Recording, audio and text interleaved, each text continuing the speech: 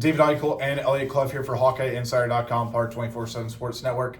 Not on the field. We wanted to do it. It's a little bit too windy right now, and there were some other technical difficulties. But we are here from the press box overlooking Kinnick Stadium, Iowa, with a thrilling game, just a very, very weird football game. You think you've seen it all, and then you just watch another Iowa football game. Doesn't matter what week it is, you're going to see something new, right? So, again, big win over Penn State. I know Penn State's reeling, but Elliot, to start with, it just felt like a game Iowa had to have, quite frankly. Yeah, it did. And at several points, particularly at the beginning of the second half, it didn't feel like Iowa was going to get it. I mean, they get the blocked field goal for a touchdown right before half. They score on that first drive. It really felt like Penn State came out inspired to play for James Franklin. Grunkemeyer was way better than I thought he was going to be, really good at avoiding the pressure. Iowa, it felt like they knew they had to get it, and it felt like in Kinnick, it felt like they weren't going to get it for a good portion of the game. Mark Gronowski does what you brought him in to do. That is what that fourth quarter was of Mark Gronowski. No, he was not perfect. No, he didn't play well in terms of the passing game. Missed a good amount of open throws. But at the end of the game, he did what you needed to do, did it with his legs. Really, really impressive outing for him, all things considered. He's a gamer. Yeah. I mean, that's the thing. There were a handful of throws. I think there was one to Sam Phillips in that second quarter that was really badly missed. Like, there was a guy that was worried about Phillips beating him deep. There was a guy who bit on the underneath route, but there was a big window to get, well, it had been 20-yard gain at Something least. Like that, yeah. But again, Gronowski, I think that 38-yard run lifted something in him, because after that, like, he was hyping up his teammates, hyping up the crowd, really got invested. And again, not that he's ever not locked in, but it just felt like that fifth gear unlocked. And Kirk always talks about complimentary football.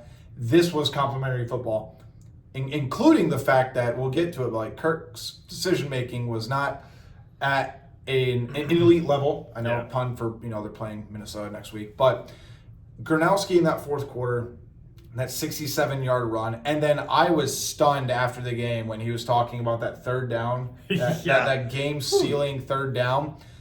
He said that him and Tim Lester have been talking about this. What was it, like an Aaron Rodgers, like a fake? Yeah. I don't have the exact quote in front of me.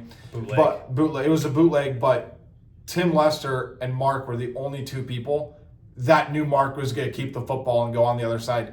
The running back didn't know it. The offensive line didn't know it. The receivers didn't know it.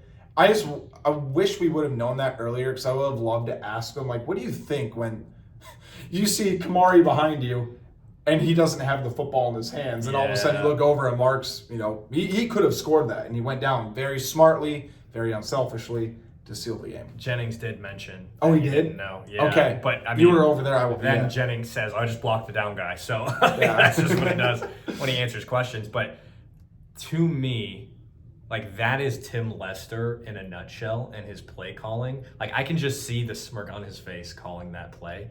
And then for Mark to execute it, you and I were at a really good spot, because we get to go on the field for the last 5 minutes of the game. We were at a really good spot to see him execute it.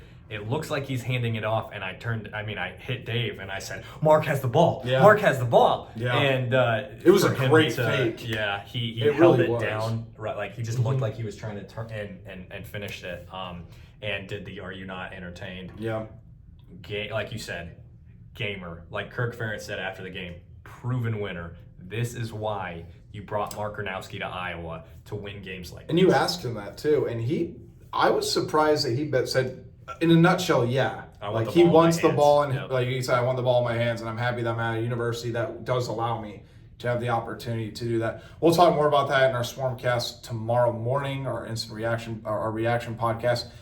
Xavier Wampa, I know we're going to get to Deshaun Lee, but this was Xavier Wampa's best game of his career. Yep. Forced the fumble, had a pick, and I'll tell you what, I'm officially a little bit worried about Iowa's pick six streak, because now they've had back-to-back games where there's stops at the 1 yard line. You could tell Xavier really wanted that, but give him a bunch of credit, man. Like, he was delivering hit after hit, made some big plays. Obviously, Deshaun Lee, he got the interception, but I think Terry Smith was the one to be like, hey, sarcastically here. Terry Smith's probably like, hey, officials, do you want to go look at that again? So they don't have to go punt it. Yeah. But good for Deshaun Lee. You could tell he was so giddy in his post game too. He was. He gave an opening statement. Players don't give opening statements. It was really funny to me. But you could tell how much the weight was lifted off his shoulders. To some degree. But again, I want to go back to Xavier. What do you think? I mean, Xavier was tremendous tonight.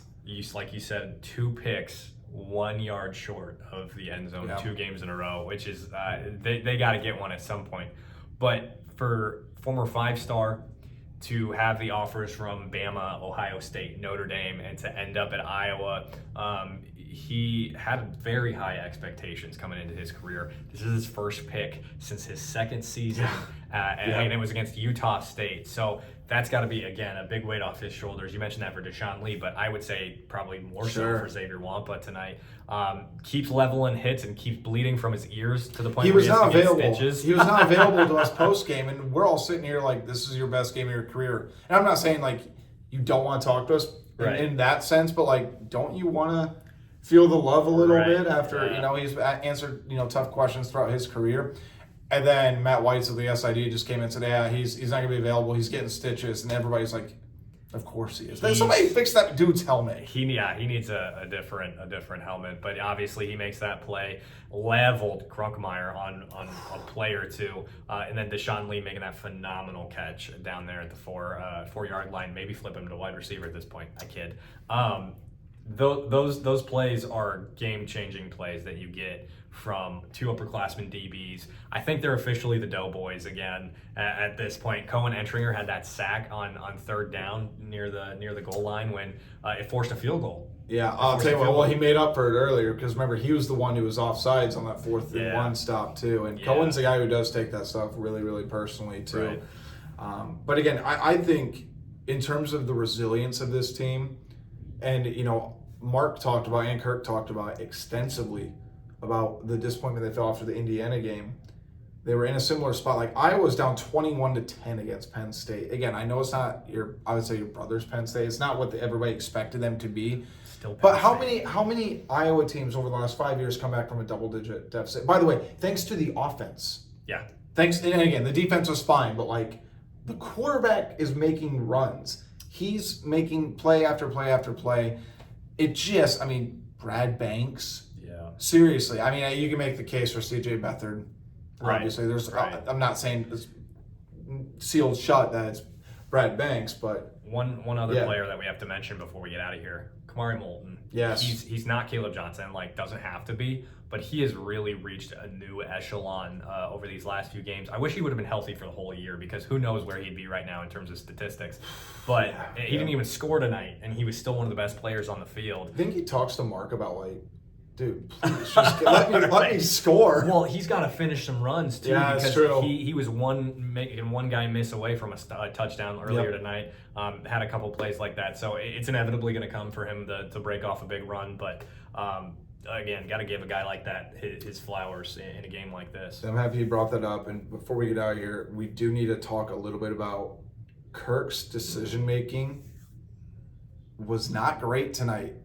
And I'll tell you what, I give Kirk a lot of credit for this because he owned it. He did. And I give Mike Halas credit, too, for the question because he flat out asked Kirk Ferentz if the players bailed him out tonight. Mm-hmm. And he said yes, yes, and yes. Talked, another sentence or two, and then paused for 12 seconds or something because his face was welling. He was tearing up. Yeah. And that's where it's okay, you can see how much it means to him. And he admitted, he goes I was emotionally chasing points. Yep. And that's not something you... On the 66-yard On the 66-yard field goal attempts. Well, even... I think part of it, too, I know I'm going on a different track here. I think part of the reason he did the field goal was because of the decision not to go for it on 4th and 1 twice. Because you and I kept looking at each other, and you even were you got to be you're averaging 5 yards a carry. It's 4th and 1. Why aren't you going for it? 4th and 3 inside Penn State territory when their offense wasn't moving. They kick the field goal. Drew Stevens misses it. 4th and 1 near half field when they're averaging 5 yards a carry. Yeah. Those were two where we were just like what, here's conservative Kirk. Yep. And then he compensates for it with a 66-yard field goal that gets blocked in return for. By the way, he'll never do that again. No. No. One thing I put on Twitter, and I don't know that I said it to you, is you try a 65, 66-yard field goal with your kicker, who you've been telling us can and does do it during practice, during pregame. You do that against UMass. You do that against Albany. You do that against Wisconsin. You don't do that against Penn State when you have all the momentum going into half. Kirk, I'll say this, Kirk knows how much he would have been raked through the coals if Iowa does not win this football game tonight. Yeah. And again, the other thing we need to mention about this is Kirk went to the locker room. He said the first thing he said, he's like, he basically apologized to his team for going for it, and that's like the field goal in that situation. Right. We've officially reached 10 minutes. Don't do the podcast before the podcast. So we got a podcast coming tomorrow. I'll let you wrap it up here, Dave. I'll say, stay locked into HawkeyeInsider.com. We're gonna have columns, we'll have post game, everything else. The podcast tomorrow morning. We're gonna have more stuff. Kirk transcript again. Elliot Clough, David Eichholt. Stay locked in to HawkeyeInsider.com.